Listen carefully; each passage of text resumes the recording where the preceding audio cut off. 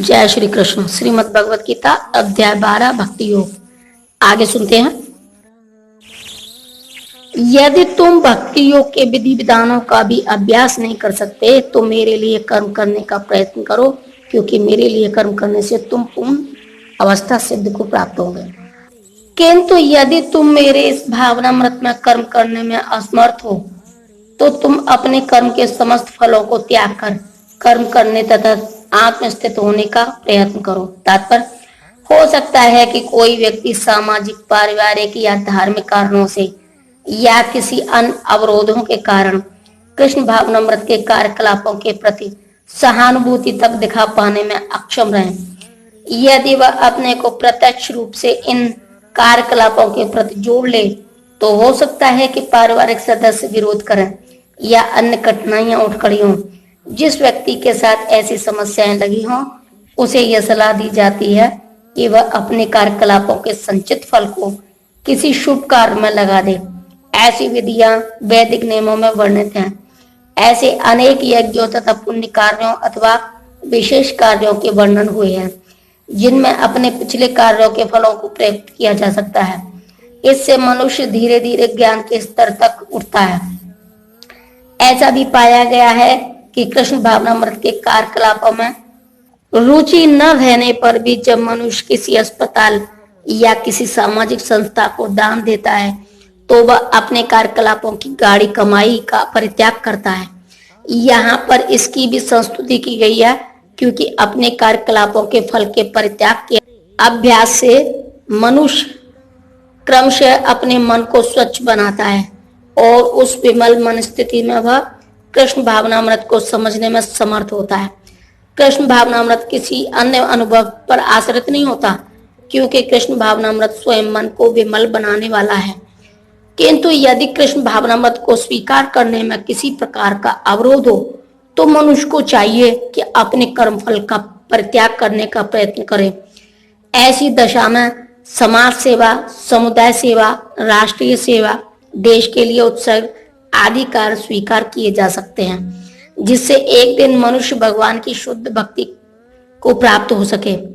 भगवत गीता में ही 18.46 में कहा गया है, यदि कोई परम कारण के लिए उत्सर्ग करना चाहे तो भले ही वह यह न जाने कि वह परम कारण कृष्ण है, फिर भी वह क्रमशः यज्ञ विधि से समझ जाएगा कि वह परम कारण कृष्ण ही है। यदि तुम यह अभ्यास नहीं कर सकते तो ज्ञान के अनुशीलन में लग जाओ। लेकिन ज्ञान से श्रेष्ठ ध्यान है और ध्यान से भी श्रेष्ठ है कर्म फलों का परित्याग, क्योंकि ऐसे त्याग से मनुष्य को मन शांति प्राप्त हो सकती है। तात्पर्य, जैसा कि पिछले श्लोकों में बताया गया है कि भक्ति के दो प्रकार हैं, विधि विधानों से पूर्ण तथा भगवत प्रेम की आसक्ति से पूर्ण। किंतु जो लोग कृष्ण भावनामृत के नियमों का पालन नहीं कर सकते उनके लिए ज्ञान का अनुशीलन करना श्रेष्ठ है, क्योंकि ज्ञान से मनुष्य अपनी वास्तविक स्थिति को समझने में समर्थ होता है। यही ज्ञान क्रमशः ध्यान तक पहुंचाने वाला है और ध्यान से क्रमशः परमेश्वर को समझा जा सकता है। ऐसी भी विधियां हैं जिनमें मनुष्य अपने को परब्रह्म मान बैठता है, और यदि कोई भक्ति करने में असमर्थ है तो ऐसा ध्यान भी अच्छा है। यदि कोई इस प्रकार से ध्यान नहीं कर सकता तो वैदिक साहित्य में ब्राह्मणों, क्षत्रियों, वैश्यों तथा शूद्रों के लिए कतिपय कर्तव्यों का आदेश है, जिसे हम भगवत गीता के अंतिम अध्याय में देखेंगे। लेकिन प्रत्येक दशा में मनुष्य को अपने कर्मफल का त्याग करना होगा, जिसका अर्थ है कर्मफल को किसी अच्छे कार्य में लगाना। संक्षिप्त है, सर्वोच्च लक्ष्य भगवान तक पहुंचने की दो विधियां हैं। एक विधि है क्रमिक विकास की और दूसरी प्रत्यक्ष विधि। कृष्ण भावनामृत में भक्ति प्रत्यक्ष विधि है। अन्य विधि में कर्मों के फल का त्याग करना होता है, तभी मनुष्य ज्ञान की अवस्था को प्राप्त होता है। उसके बाद ध्यान की अवस्था तथा फिर परमात्मा के बोध की अवस्था और अंत में भगवान की अवस्था आ जाती है। मनुष्य चाहे तो एक एक पग करके आगे बढ़ने की विधि अपना सकता है या प्रत्यक्ष विधि ग्रहण कर सकता है, लेकिन प्रत्यक्ष विधि हर एक के लिए संभव नहीं है। अतः अप्रत्यक्ष विधि भी अच्छी है, लेकिन यहाँ यह समझ लेना होगा कि अर्जुन के लिए अप्रत्यक्ष विधि नहीं सुझाई गई, क्योंकि वह पहले से परमेश्वर के प्रति प्रेमा भक्ति की अवस्था को प्राप्त था। यह तो उन लोगों के लिए जो इस अवस्था को प्राप्त नहीं है, उनके लिए तो त्याग, ज्ञान, ध्यान तथा परमात्मा एवं ब्रह्मा की अनुभूति की क्रमिक विधि ही पालनीय है। लेकिन जहां तक भगवत गीता का संबंध है, उसमें तो प्रत्यक्ष विधि पर ही बल है। प्रत्येक व्यक्ति को प्रत्यक्ष विधि ग्रहण करने तथा भगवान श्री कृष्ण की शरण में जाने की सलाह दी जाती है।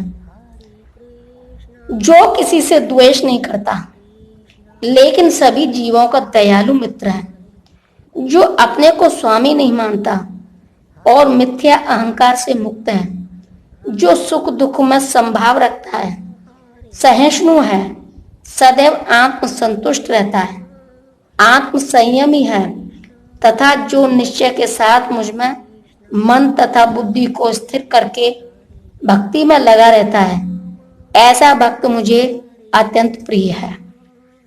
तात्पर्य, शुद्ध भक्ति पर पुनः आकर भगवान इन दोनों श्लोकों में शुद्ध भक्त के दिव्य गुणों का वर्णन कर रहे हैं।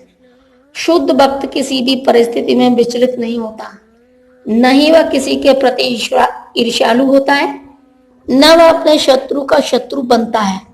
वह तो सोचता है वह व्यक्ति या मेरे विगत दुष्कर्मों के कारण मेरा शत्रु बना हुआ है, अतः विरोध करने की अपेक्षा कष्ट सहना अच्छा है।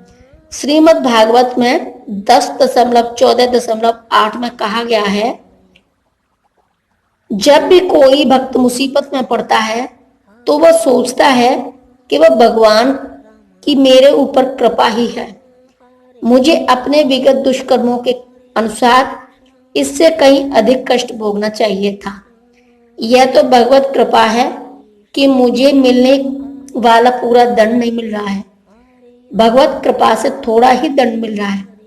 अतः अनेक कष्टपूर्ण परिस्थिति में भी वह सदैव शांत तथा धीर बना रहता है। भक्त सदैव प्रत्येक प्राणी पर, यहाँ तक कि अपने शत्रु पर भी दयालु होता है। निर्मम का अर्थ यह है कि भक्त शारीरिक कष्टों को प्रधानता नहीं प्रदान करता, क्योंकि वह अच्छी तरह जानता है कि वह भौतिक शरीर नहीं है, वह अपने को शरीर नहीं मानता। अतः वह मिथ्या अहंकार के बोध से मुक्त रहता है और सुख तथा दुख में संभाव रखता है। वह सहिष्णु होता है और भगवत कृपा से जो कुछ प्राप्त होता है उसी से संतुष्ट रहता है। वह ऐसी वस्तु को प्राप्त करने का प्रयास नहीं करता जो कठिनाई से मिले, अतः वह सदैव प्रसन्नचित्त रहता है। वह पूर्ण योगी होता है क्योंकि वह अपने गुरु के आदेशों पर अटल रहता है, और चूंकि उसकी इंद्रियां वश में रहती हैं, अतः वह दृढ़ निश्चय होता है। वह झूठे तर्कों से विचलित नहीं होता, क्योंकि कोई उसे भक्ति के दृढ़ संकल्प से हटा नहीं सकता। वह पूर्णतया अवगत रहता है कि कृष्ण उसके शाश्वत प्रभु हैं, अतः कोई भी उसे विचलित नहीं कर सकता। इन समस्त गुणों के फलस्वरूप वह अपने मन तथा बुद्धि को पूर्णतया परमेश्वर पर स्थिर करने में समर्थ होता है।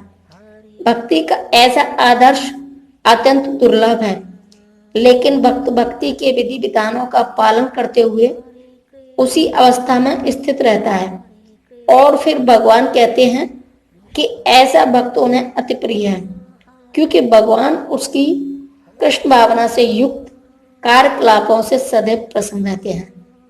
जय श्री कृष्ण।